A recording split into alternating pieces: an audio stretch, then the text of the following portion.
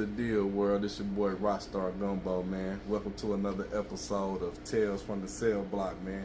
We sitting here with Akasha Reader, man, my bro, my brother. You know what I'm talking about? He, about to give y'all some stories off that Iron Vacation. You know what I'm saying? 22 years, 2 decades plus 2 years, man.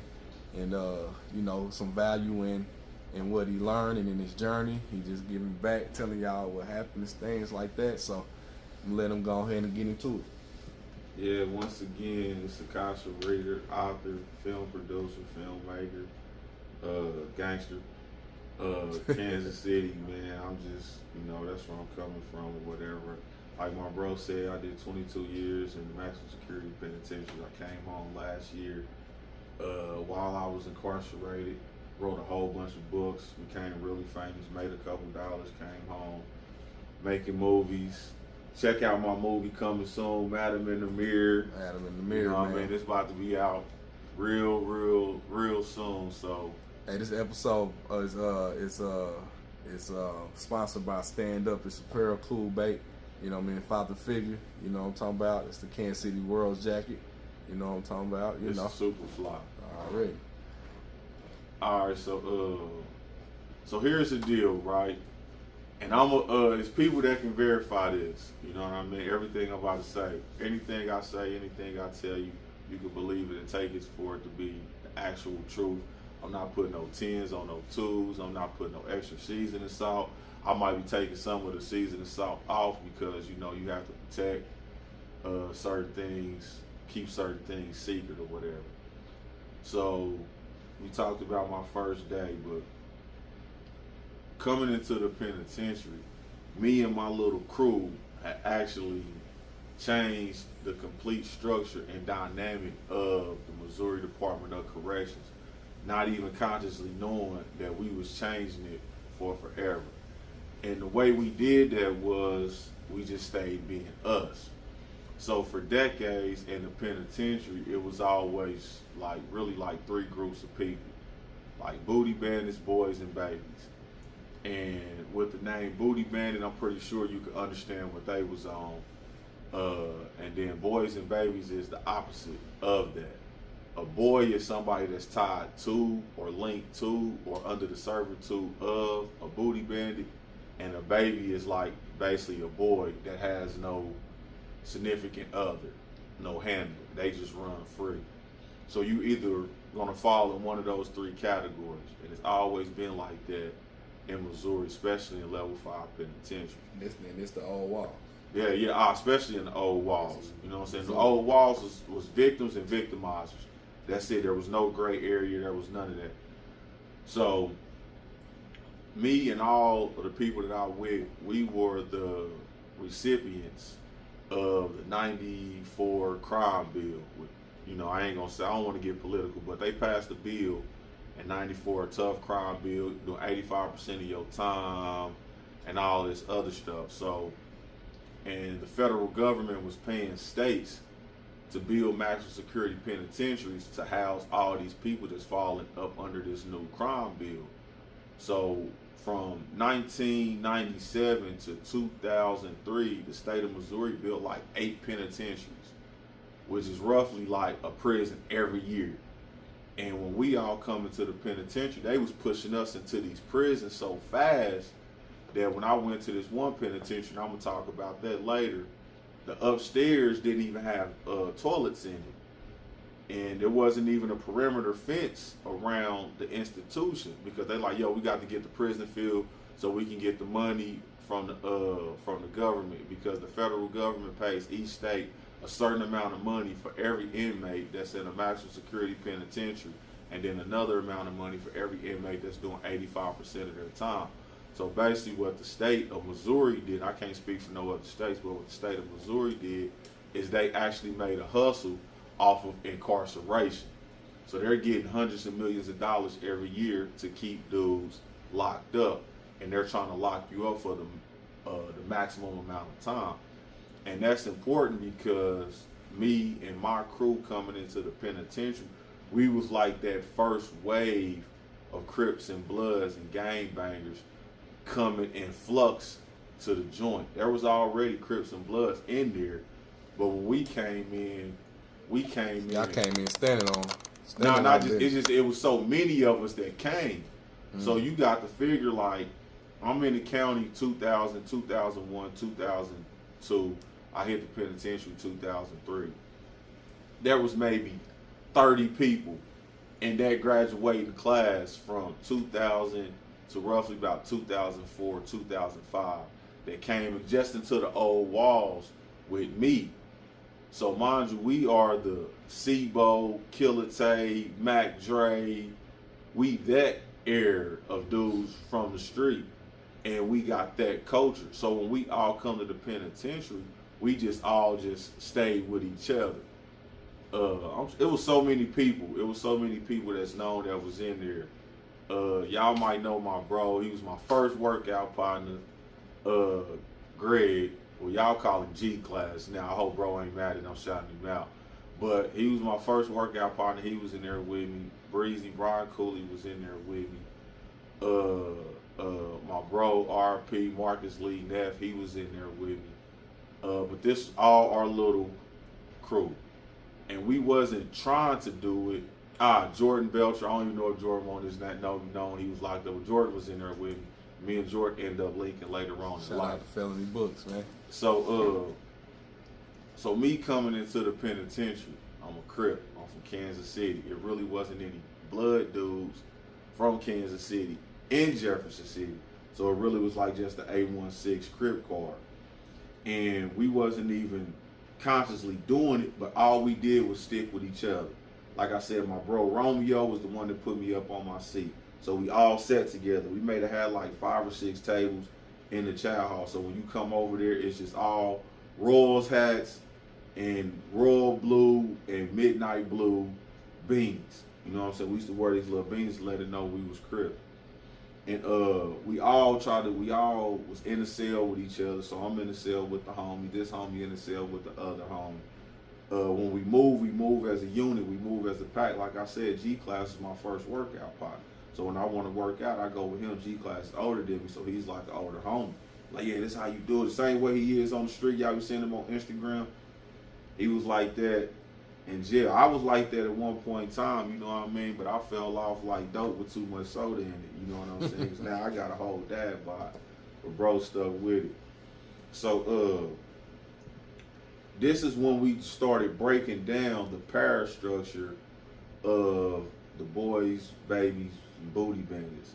So there was an incident with my partner. His name was Dino. He's from 10th Street. He should be out running around somewhere. I ain't seen him in a minute. But and then the walls, when you get in the shower, it's a 2-man shower, and they lock you in a room. So it's basically like you in a cell with 2 shower heads, and you and another man is in this shower, and they lock y'all in there. So it's literally like you right here, and maybe 2-3 feet away from you is another naked dude, and then it's like a plastic bag that covers the shower so people walking down the hallway can't see you. So a story comes to us. I go to the child hall, story comes to us. You know what I mean? Now, mind you, I'm like a leader of the little niggas. I'm not a leader because there's no leader of the 816 Crip card, but like when it comes to all the dudes under 20, I'm kind of like, because I had the most time. So I'm the most I don't give a fuckish. So that's going to automatically put me in a leadership role, because if something happens, I'm going to be the one that's going the hardest because I'm the one that don't have a date. So we in the child hall, and somebody pull up, one of the homies pull up, and they like, yo, man, Dino was in the shower with this dude, boy, and some weird stuff happened. Dino did something with a boy in the shower. Like, man, what happened? What was supposed to happen? Dino got knocked down by a boy in the shower, something, whatever. I'm like, what? Like, you know, we don't do the rooster on rooster relations around these parts. You know what I'm saying? If it ain't no hens, it ain't gonna be no roostering going on. So, cuz come in the child hall, and we all been talking about it. So as soon as he come in, everybody get quiet and start looking at it. Me being boisterous and speaking my mind is, when he come in, he sit down. I'm like, man, you can't sit over here, bro. No, but no, this one I'm in my cuz face. I say cuz all the time. Now I say bro all the time. Like, you can't sit over here, cuz you can't be coming over here around us no more. He like, man, Bird, man, I said, man, you can't come over here, man. Don't come over here, bro. Nigga, they saying you was in the shower with somebody, boy, and yeah, whatever happened. And he like, man, I swear to God, bro, on Crip, on the dime, man, that ain't what happened, that ain't what happened. I said, well, you got to go get that situated right now, or you can't come back over here, bro. So Dino gets up, he leaves, and he go beat the shit out the dude. You know what I mean? And he actually get away with it for a second. He crashed dude, and I'll never forget what he said. I didn't even realize I did that. He come back, he shake my hand, he like, yeah, I just whooped that nigga, bro. More than likely I'm about to go to the hole. This nigga's like on the run in the penitentiary type shit. He like, more than likely I'm about to go to the hole. I just crashed him, I bloody him up, busted. I'm like, all right, nigga, that's what you supposed to do, nigga. And he like, man, I appreciate you for telling me, because everybody else I already know was just saying it behind my back, saying this and just looking at me funny. You the only one that pulled up like, nigga, you gotta go get that straight. You know what I'm saying? Like, nigga, we ain't mad at you, but if that's the case, you gotta go whoop that fool, bro. You gotta go do that by yourself, because this is your name, this is your reputation. So after that, he goes to the hole. So while he's in the hole, like I said, a baby is like a renegade, and a boy is like somebody that's tied to a booty bandit. So this was somebody's boy. So that means that whoever the boy is tied to, there's going to be repercussions, because now this dude has to defend his boy. So the booty bandit dude, I can't remember his name. It don't matter, because I ain't respect booty bandits. So the booty bandit dude is basically like, yo, when dude get out the hole, I'm stabbing him. He whooped my boy. We was in the cell together. He done messed up everything me and the boy had going on. I'm cutting his throat. And these type of threats and this type of environment are serious. So these little threats get back to us. So when it gets back to me, I'll never forget, we on the yard, somebody pull up, they like, yo, the old head such and such, he saying he gonna stab Dino when he get out the hole. And people are saying like, yo, this old head is serious. He's serious about these boys, and he's very sincere about stab. This nigga been putting in work. I'm gonna touch on my feelings and views of booty bandits when I finish this story. So this is a serious threat coming from a serious cat.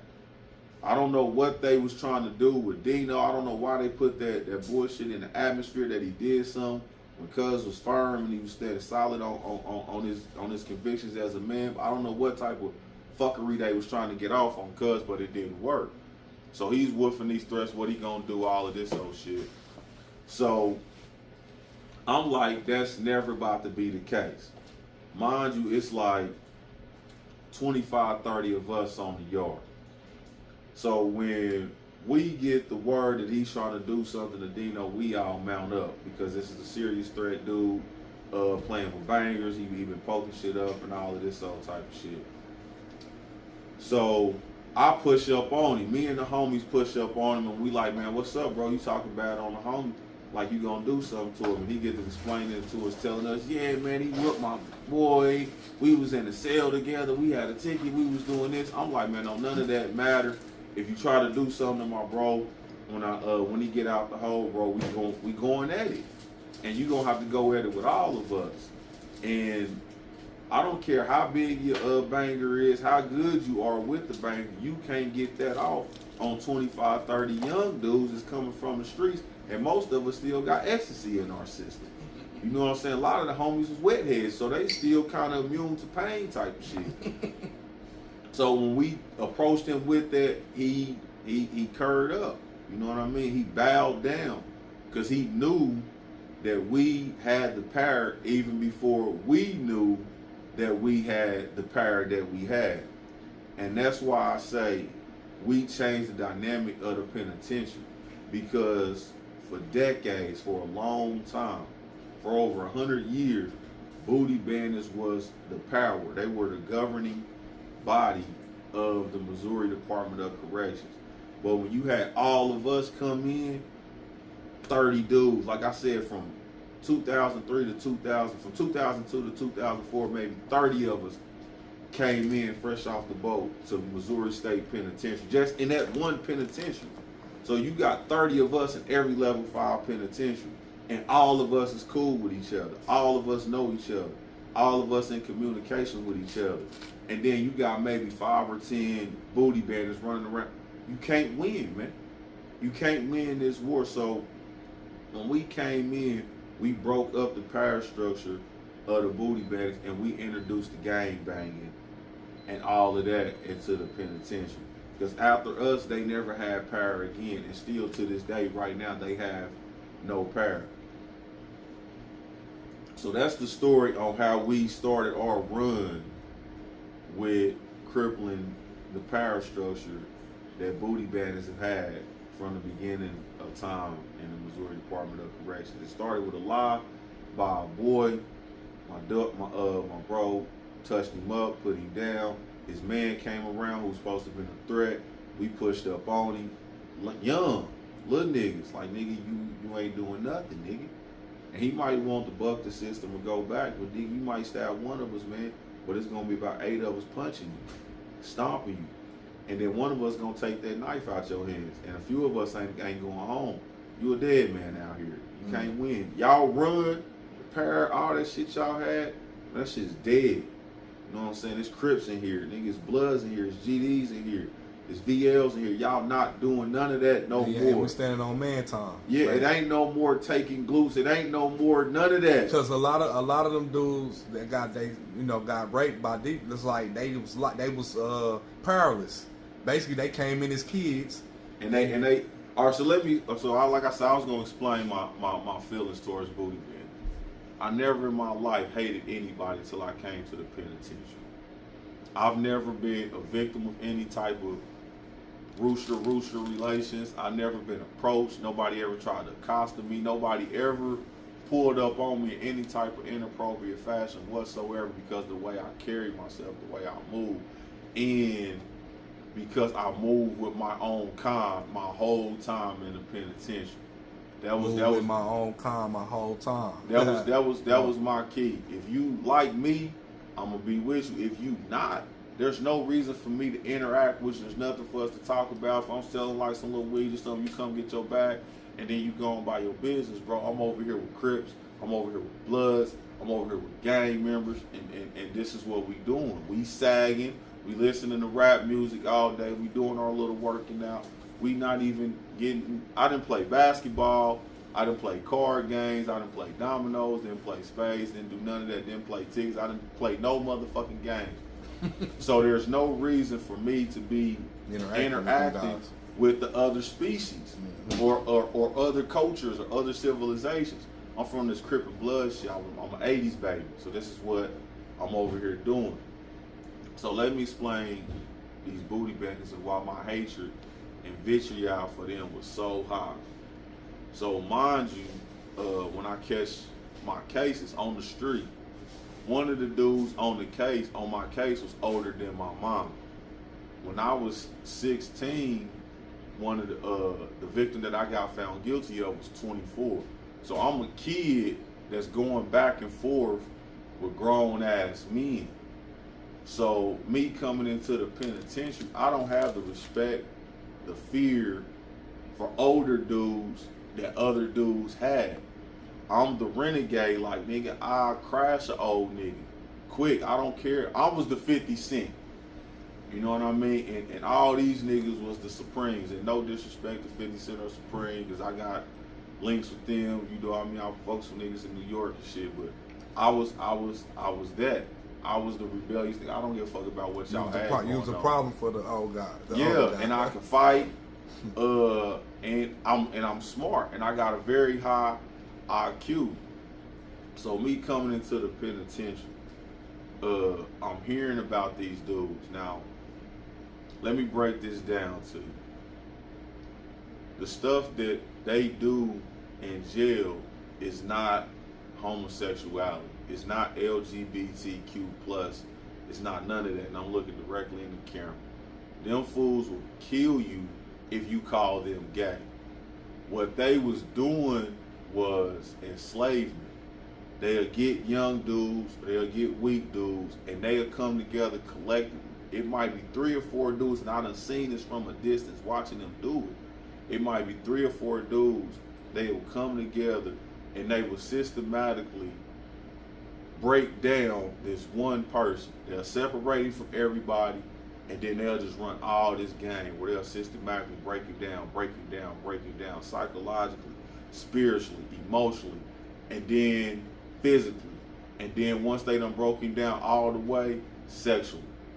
So now he's a slave. Whatever money he gets, somebody's taking. He's washing people's clothes. He's washing people's cells. He got to walk with his head down. No say so. No nothing. Strip him of his manhood and everything. He has nothing. They change his name. They do all of the same stuff that was done to black people during slavery to other young black dudes, and especially young white dudes. That was their main target, was young white dudes. And I used to sit there and watch them break dudes down, terrorize these dudes, and then have their way with them. There's literally been situations where I done been walking down, mind you, these long hallways, so you're passing other people's cells as you walk. I done been walking, and I done seen 2 or 3 booty bandits run up in a dude's cell, and I just got to just keep walking, minding my business. And when you're coming back from chow, which is 20, 30 minutes later, they still in there having their way with this dude. You know what I mean? So this type of oppression and diabolicalnism, I don't even know if that's a word, but it's a word for right now. It enraged me, man. I hate it because I'm a young nigga and I'm with all young niggas, and in my mind I'm like, if we not been 30 deep, y'all would try it with us. And that's how you know they weak, for real. Yes, and that was another thing. When they realized, after that stuff happened with Dino, and they realized we was not going for it, they started Jeff. They would come around trying to be cool. Some of the homies would be like, "Oh man, he cool." Then, me, boy, man, I'm like, man, fuck that nigga. Yeah, man. he already done did what he do. He do what he do. Yeah, them niggas did not like coming around. You'll probably be a dope OG if you didn't have that on your resume. Yeah, but you got that. It's a rap. Yeah, I don't respect you. You can't come around me talking none of that gangster shit, no Crip shit, no none of that. So basically, not to cut you off, so basically the ones that wanted this, that stood up for themselves, they was with y'all, stand up guy. But the dudes who got bit, like you said, you had to walk past the cell and not say nothing. You first got to stand up for yourself, and then I ain't even gonna hold you.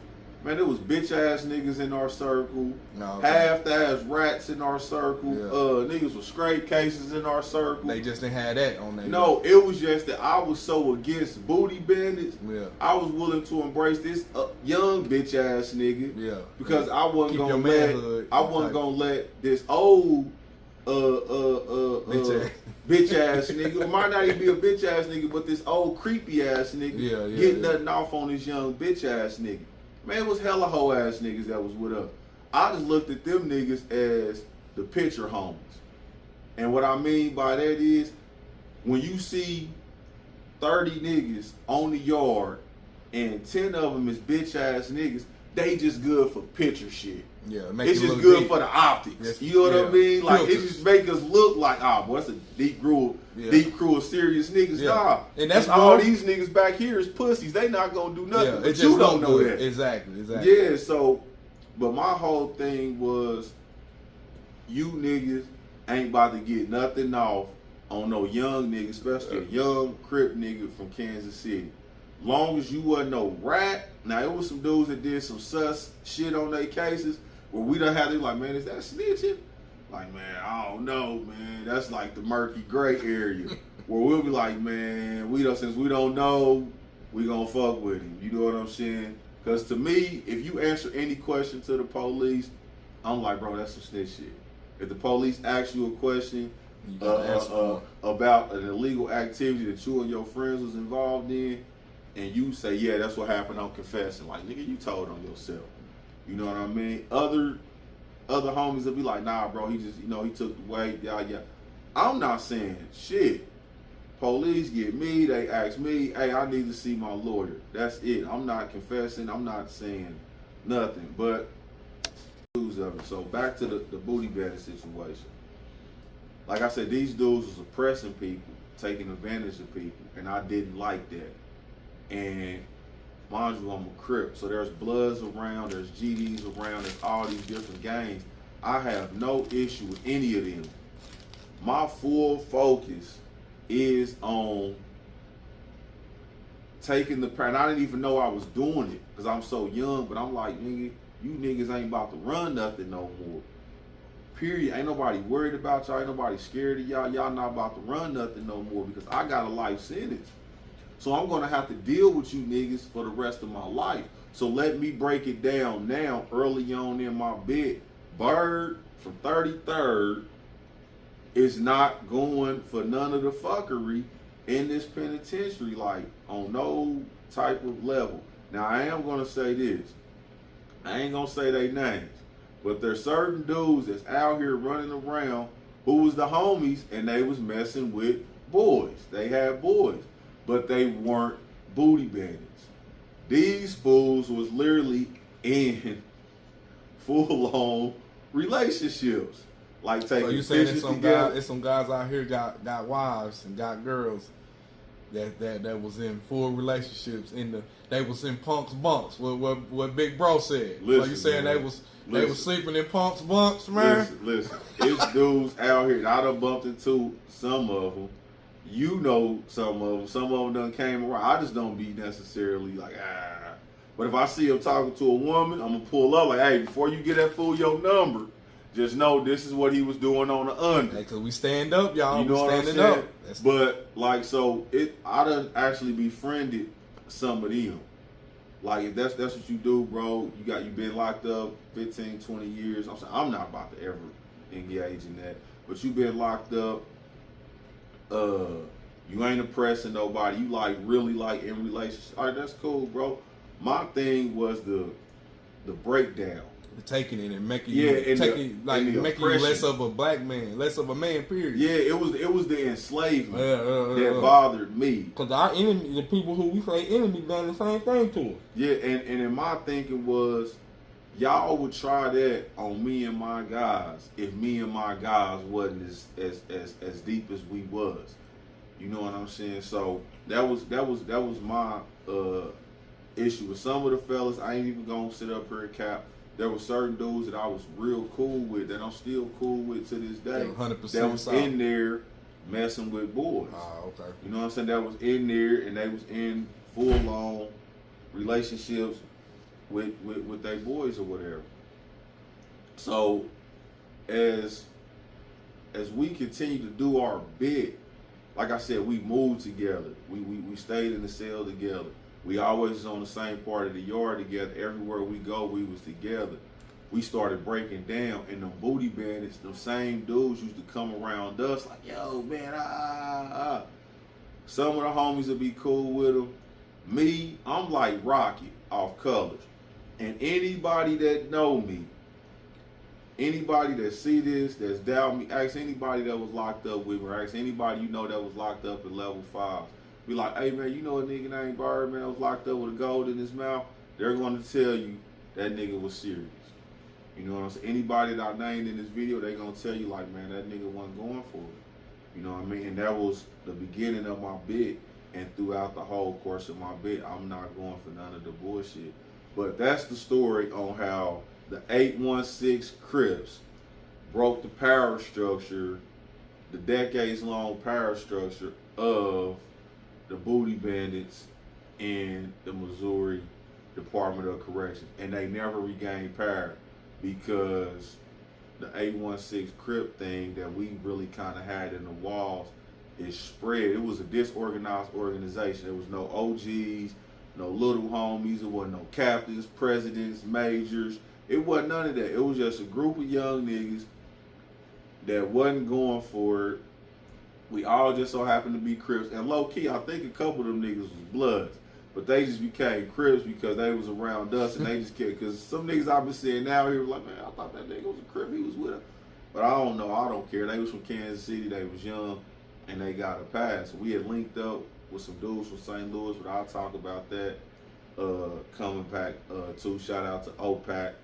O'Fallon Park area Crips. You know what I mean? And yeah, that's that story. Already, man. So y'all basically made history. You know what I'm saying? Without even knowing it. Yeah. And why even we wasn't even trying to do it. It was just for protection. Y'all not guys. even that. It was just such a natural thing. Because mind you, we coming into the penitentiary. I can't even explain it to you. It's still niggas on the yard listening to NWA. Yeah, okay. Niggas on the yard listening to James Brown. These niggas been locked up that goddamn long. That's crazy. We coming Y'all in. Putting them up on the new music. They don't even want to hear it. They stuck in their ways. We coming in this motherfucker. This dance. Yeah. This Moving all dance. crazy. They like. Yeah, you know what I'm saying? We doing all this. And we're doing this shit on the wall, in the child hall, on the yard. A nigga would come out with, because we still had the big radios back then. You know what I'm saying? And a friend of mine named Chris, Fat Chris from 25th and Chris from 25th and Quincy. He was one of the only blood niggas that we was around. You know what I'm saying? Super fat nigga, Christopher Minor. You can follow him. That's his Facebook too, Chris Minor on Facebook. You know what I'm saying? He's sick. You know what I mean? But this fool had this big ass Radio Raheem radio, and I'm trying to think of cuz name. He was from 43rd. Was it Ed or something like that? But he actually started rapping. He was rapping before he got locked up, got back out, and was rapping. So this nigga Chris had come out with this big ass Radio Raheem I don't know where the fuck this nigga got it from. I don't know where he got the batteries to put in this motherfucker from. But he'll come out.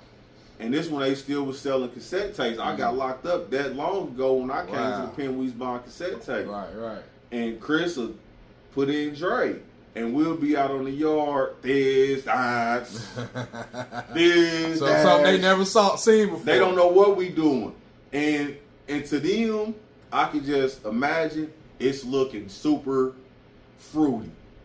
You know what I mean? Pause. It's looking super, you know what I mean? Like, them little niggas over there. And all of us got long hair. They sending it out. Like, yeah, all of us got long hair, braids. We sagging, so you know you can see a nigga boxers. Yeah. And then we out here. Y'all on the streets. Y'all we out here. Like you know what I'm saying? Yeah, y'all on Prospect. We out here. We out here. You know what I'm saying? We like, man, we don't give a fuck about what none of you niggas talking about. Turn that Dre on. You know, we listen to this. Rich, this one Fat Tone, Stick Up Kid was out. So we own this. And it was the culture. You know what I'm saying? We was young niggas and we wasn't even consciously doing it. It was just a natural thing. We all coming to the joint. We all still got vibes. Yeah, niggas was from the town. This is the 816 Crips. We never said that, but that's what we was saying. It wasn't like we was going around putting graffiti 816 Crip car. No, that was never any of that. It was just 816, and it just so happened to be 816 August 16th. It's my birthday.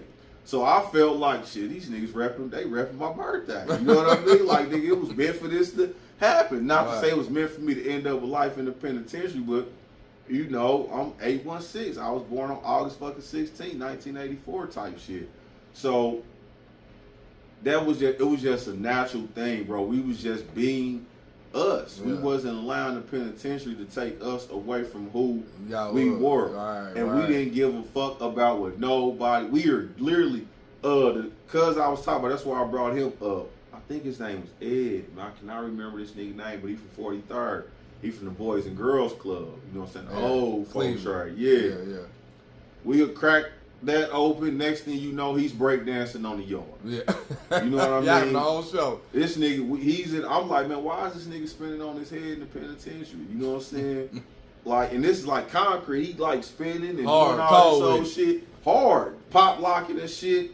All of us can sea walk. You know what I mean? This nigga start sea walking, get into a pop lock. Next thing you know, he's spinning on his head and shit. He's doing the south side. I said, damn, nigga, you done went from the west coast to the east coast. Down south, nigga, goddamn. You know what I'm saying? This nigga can dance his ass off. And he's on the yard dancing, but nobody knew.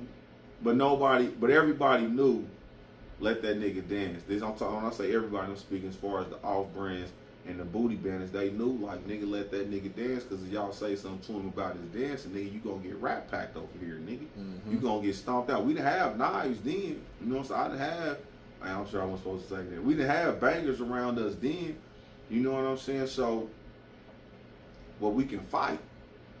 And I always looked at it, one nigga, one banger. You not about to whoop me, bro. Yeah. I'm about to, this when I was still skinny. I'm fighting fools. I drop down, touch the ground with both hands, come up and uppercut him before he even knew I dropped down. Just playing with these fools. Yeah. Like, man, y'all can't whoop me, bro. You know what I'm saying? And you can't whoop me, so you know you can't do nothing when these other 6 people come. I'm already dusting you off. Yeah. Then the 6 homies come and they just get their little stomps and punches in just to say, man, I was riding with Bird. Because they know, and that was another thing.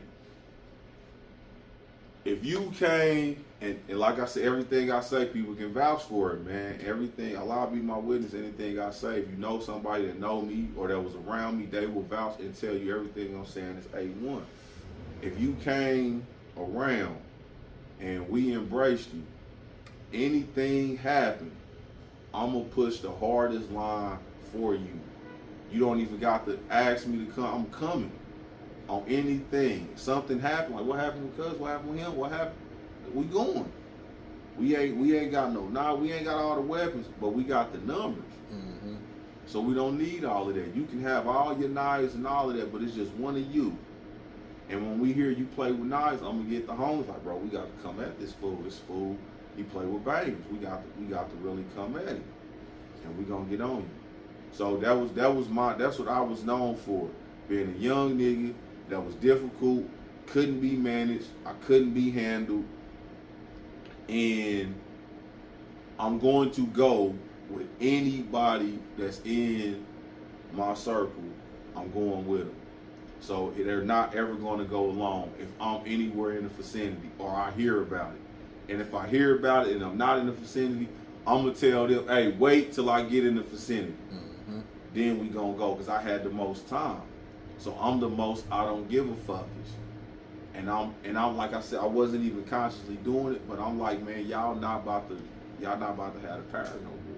Straight up. Y'all not about to be none of that. It's that Leo in you, boy. Yeah.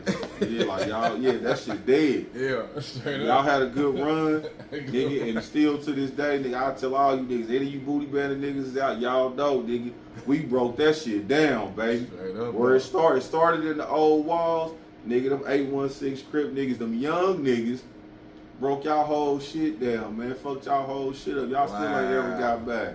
Wow, that's history. That's history. Yeah, though. And we didn't even know that we did it. We was just being Thiz kids on the yard, like I said, listening to Dre. We smoking weed, we drinking hooch. All of that. We living like we on the street. We on the phone, we cussing out bros, thinking they gonna ride this bitch. Man, fuck you, nigga, I don't need you. I still got your cousin. 5 years later, you don't got her, the cousin, or nobody else. You know what I mean? But yeah, that's just what it was, man. That's just kind of how we was pushing it, man. And we broke down their whole shit. Already, man. All right, man. So there you have it, man. Another Tales from the Cell Block, man. You know what I mean? Some history for y'all, man. How the 816 Crip car broke down the dynamics and the structures of the Missouri booty bandits, man. You know what I'm saying? That's actually a dope thing to hear, though. You know what I'm saying? Somebody came in and stood on business, man. Yeah, man. Shout out to my bro, Father Figure. He got the brand Stand Upish. You know what I'm saying? You know what I mean? Cool bait. You know what I mean? It's that jacket. So this was a episode about how they stood on business. You know what I'm talking about? So y'all stay tuned to the next ep, man. Tales from the Cell Block.